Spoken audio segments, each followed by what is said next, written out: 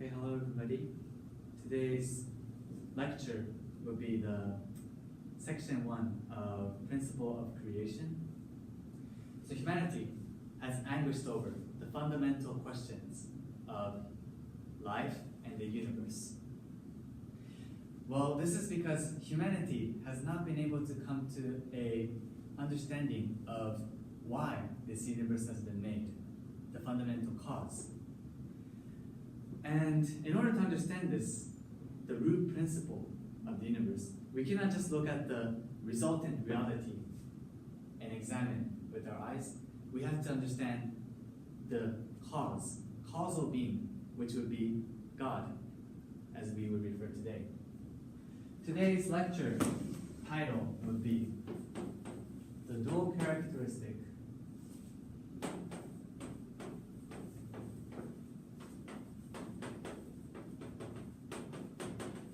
of God in the created universe.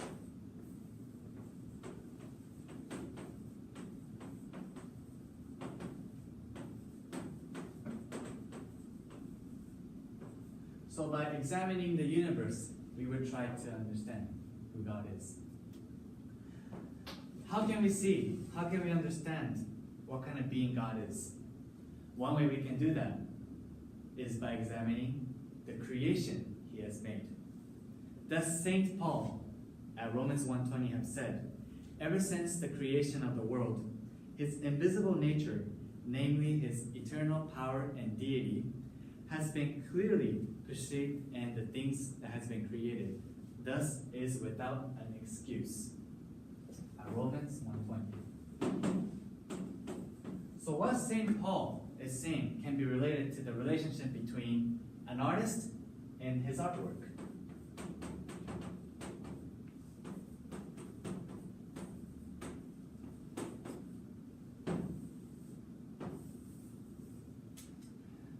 Let's look at this relations first. We cannot see the mind of an artist. However, by looking at his artwork, we can imagine the type of characteristic, the type of personality the artist has. Thus, the artwork is a manifestation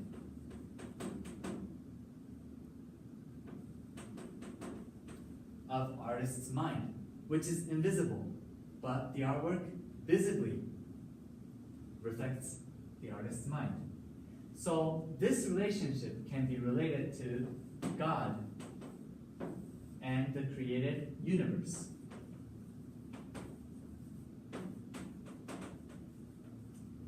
As they both stand in a relation of cause and result. So we are saying that by looking at the created universe, seeing the type of characteristic in the created universe, we can come into an understanding of what kind of being God is. So what kind of characteristic, what kind of reality can we notice in the world that we see right now? There are two types of pair system that we can notice. And that's what I'm going to explain now. The first one is yang and yin. Or in English, we would refer to this as masculinity and femininity. Femininity. All universe consists of a reciprocal relationship of masculinity and femininity. As we look at human, we can see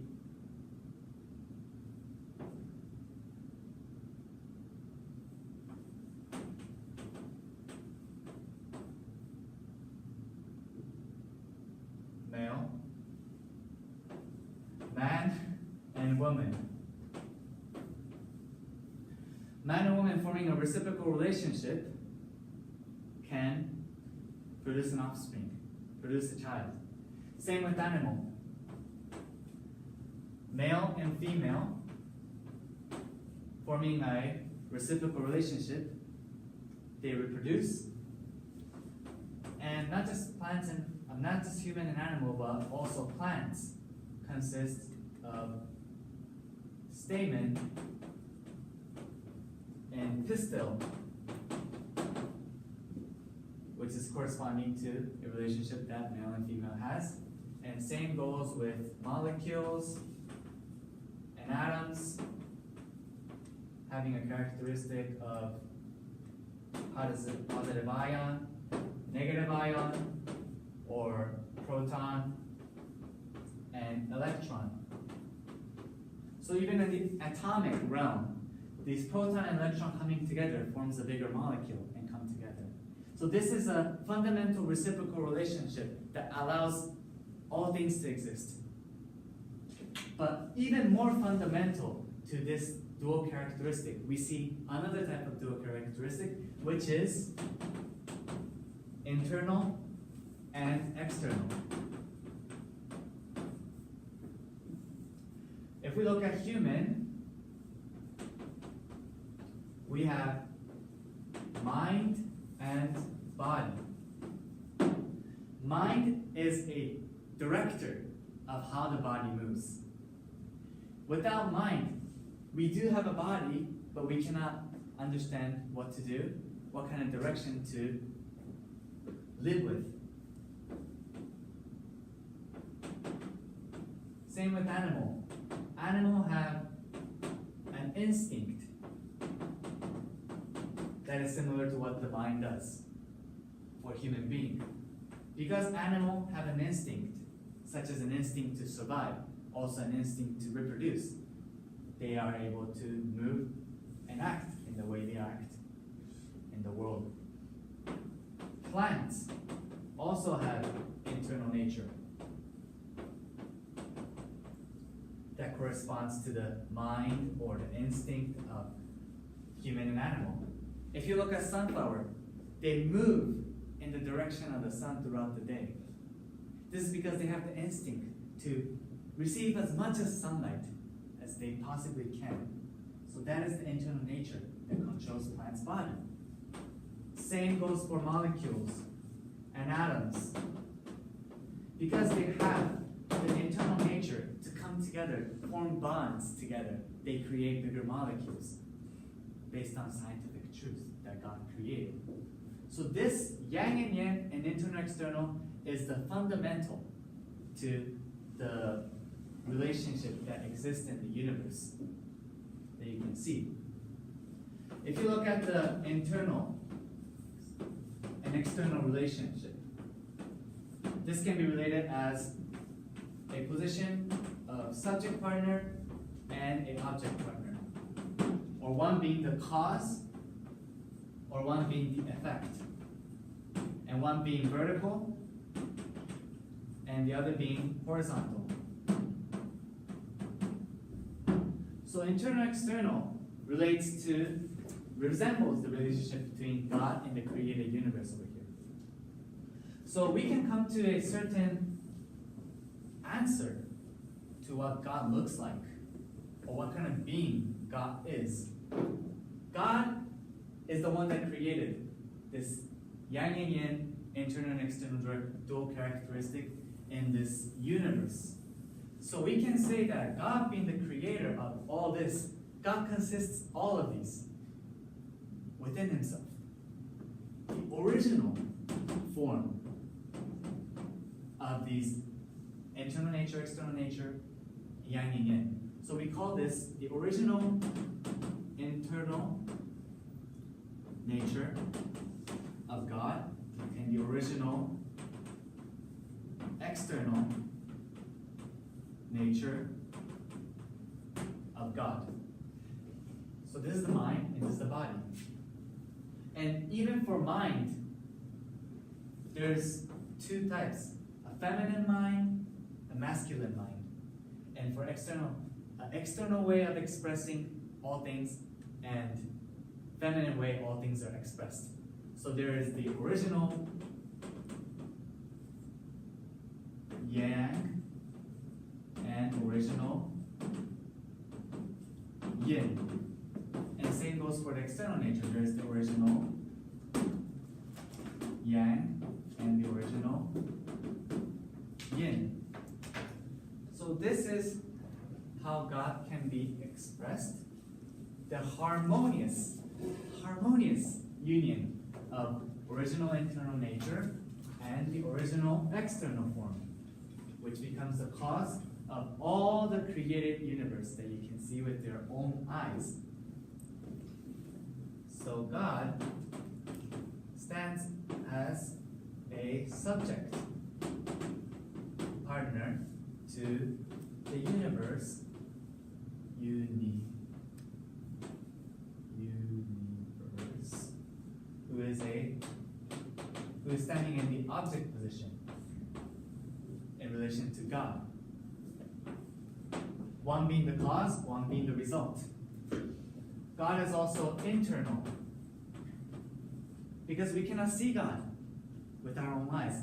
However, by looking at the external universe, we are able to see what kind of being God is. God is also standing as a masculine position in relation to the feminine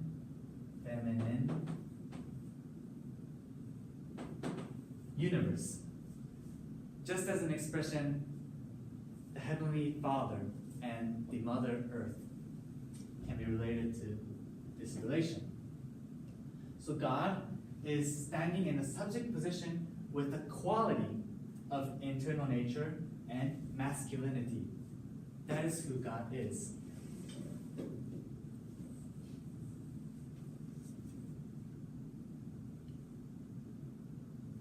So, this being the relationship between God and the created universe, we are all unique embodiments of God. Originally coming from God, but we are species, entity that are being uniquely expressed. So we are called, all of creation are called individual embodiments of God, or individual embodiments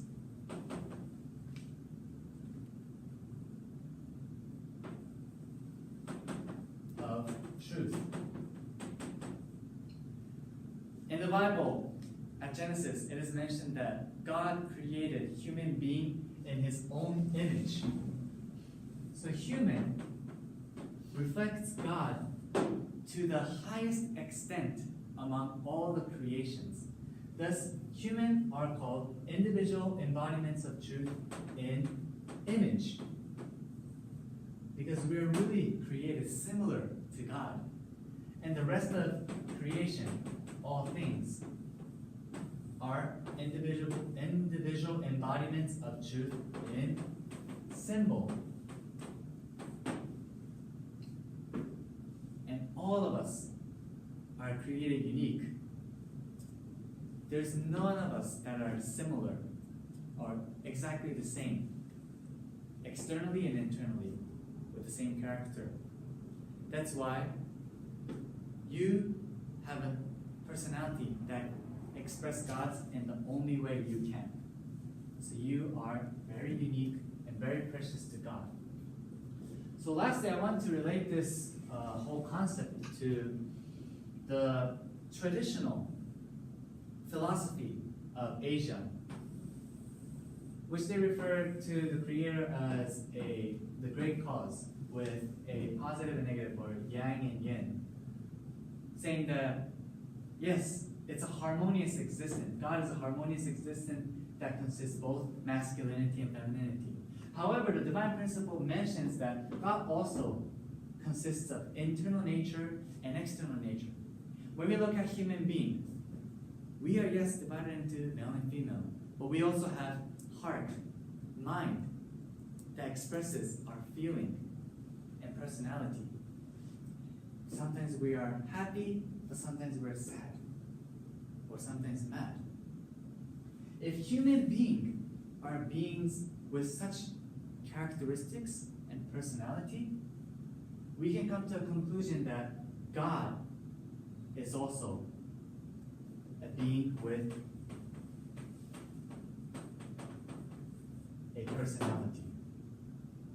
And God standing in a position of subject to the universe. internal partner to the external universe. He is the cause. So he is just like our parent.